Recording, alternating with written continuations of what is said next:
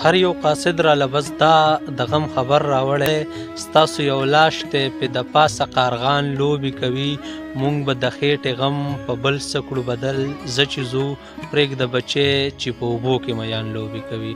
السلام علیکم ورحمت الله وبرکاتہ. زه یم ستاسو ورور ستاسو ملګری خلیل حیران. نن را سره په پروګرام کې شهید خمار په دویم ځل مېلمستیا کوي. د ټولو نه مخکې خو شهید خمار وروره تا ته په عثمان خیل ټي وي کې په خیرالی ویم.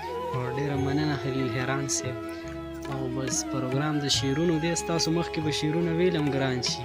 ارشاد مونږ خو ستاسو د ښو خاورې دی. ارشاد وایه. شعرونه به ووایم چې په غم کې ستا زه د مودو داسې یم، په غم کې ستا زه د مودو داسې یم، په غم کې ستا زه د مودو داسې یم، زه بې قراره به تر څو داسې یم. واه ډېر که دې خبرې وکړې بیا به څنګ یم، که دې خبرې وکړې بیا به څنګ یم، دا خو دې صرف په لیدو داسې یم. واه ډېر دننه زړه مې ټول ذرې ذرې دی، دننه زړه مې ټول ذرې ذرې دی، دننه زړه مې ټول ذرې ذرې دی، سم دې ویشتلی په بڼو داسې یم. واه ډېر ښکلی. هر زورور را باندې زور ښودلی، هر زورور را باندې زور ښودلی، هر زورور را باندې زور ښودلی، لکه ګریوان یم بې تڼو داسې یم. واه ډېر ښکلی. زه دې حالاتو داسې کړی یم، زه دې حالاتو داسې کړی یم، زه دې حالاتو داسې کړی یم، ژوند مې بار شوی په اوږو داسې یم. واه ډېر ښکلی. شاهده امن او سندرې غواړم، شاهده امن او سندرې غواړم، ځکه خو سپک په پښتنو داسې یم. واه ډېر ښکلی. خمار وروره ډېره مننه په دومره ښکلي کلام. بل خو ملګرو داسې ښکلی کلام ډالۍ کا. د ماشومتوب مې څه لیکل کړي چې ارشاد.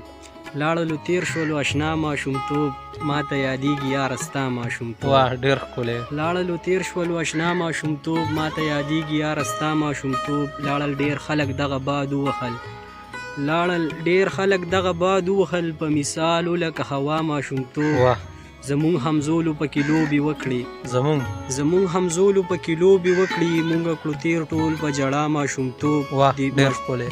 دې ماشومانو ته خفه شي سړی، دې ماشومانو ته خفه شي سړی، ورته یادېږي خامخا ماشومتوب. واه ډېر ما پکې لوبې اډو کړي نه دي، ما پکې لوبې اډو کړي نه دي، ما سره کړي ناروا ماشومتوب. واه شاهده هر خوا خوشحالي خوره وي، شاهده هر خوا خوشحالي خوره وي، ژوند یې په شان لکه باچا ماشومتوب. واه ډېر ښکلی، ډېر ښکلی. شاهد وروره په دومره ښکلي کلامونه ډېر مینه او ډېر داد. ډېره مننه خلیل صاحب ستاسو د وخت راکولو. ډېره مننه.